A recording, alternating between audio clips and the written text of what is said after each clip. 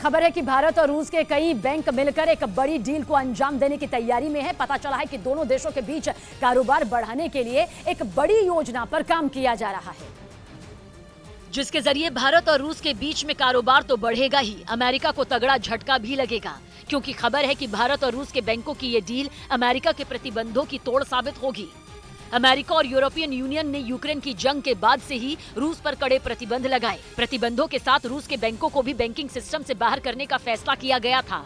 इसका असर ये है कि रूस के लिए डॉलर में कारोबार करना बेहद मुश्किल है। अब खबर है कि भारत और रूस मिलकर कारोबार का कुछ नया फॉर्मूला निकालने की कोशिश में हैं। कुछ ऐसा फॉर्मूला जिसके जरिए दोनों में से किसी को भी डॉलर की जरूरत नहीं पड़ेगी। दावा ये है कि इससे दोनों देशों के लिए कारोबार करना आसान हो जाएगा।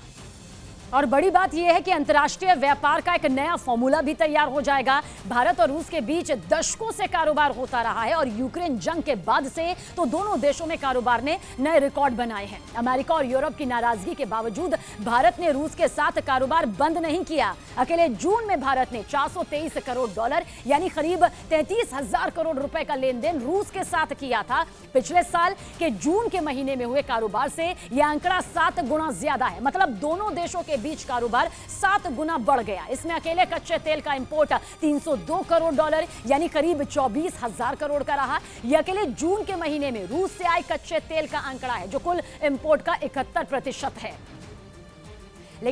और दावा यह है कि अगर दोनों देशों के बीच कारोबार इस फॉर्मूले पर हो गया तो ये दोनों देशों के लिए फायदे का सौदा होगा। लेकिन इससे अमेरिका की करेंसी यानी डॉलर की वैल्यू पर भी असर पड़ सकता है।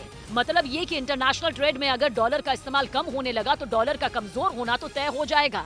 दूसरी तरफ रूस की करेंसी रूबल और भारत का रुपया दोनों मजबूत हो सकते हैं। पता चला कि रूस और भारत के सेंट्रल बैंक मिलकर एक ऐसे फॉर्मूले पर काम कर रहे हैं जिसके तहत रोज एक्सचेंज रेट तय कर दी जाए। मतलब ये कि हर दिन दोनों देशों के सेंट्रल बैंक मिलकर तय कर लें कि रुपये और रूबल की वैल्यू क्या होगी। फिर उसी कीमत के आधार पर उस दिन दोनों देशों की कंपनियां आपस में लेन देन करने लगें। और इसके लिए एक बड़ा सिस्टम बनाने की जरूरत पड़ेगी, जो बहुत कुछ वैसा ही होगा जैसा रूस ने यूरोप के देशों से बनाने को कहा था। वो भी उस वक्त जब यूक्रेन जंग के बाद अमेरिका और यूरोप ने रूस पर प्रतिबंध लगाए थे। और उस वक्त रूस ने इस परेशानी का तोड़ निकालने के लिए एक प्लान बनाया था। उन्होंने यूरोप के उन देशों से संपर्क किया था जो रूस के गैस इंपोर्ट कर रहे थे। उन्हें कहा गया था कि गैस चाहिए तो रूस के बैंकों में खाता खुलवाएं। उन सभी देशों से रूबल में पेमेंट करने को कहा गया था। अब कुछ ऐसा ही सिस्टम भारत में तैयार हो सकता है। दावा है कि रूस के कई बैंक भारत के बैंकों में अपना खाता खुलवाने की कोशिश में लगे हैं। भारत के बैंकों की एसोसिएशन उन बैंकों की मदद भी कर रही है ताकि जरूरी कागजी कार्रवाई कम वक्त में पूरी की जा सके। खबर है कि रूस के करीब 15 बैंक ऐसे हैं जो जल्द से जल्द भारत के बैंकों में खाता खुलवाना चाहते हैं।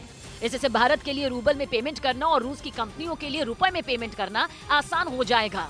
दावा यह है कि यह योजना बहुत जल्द हकीकत बनने वाली है।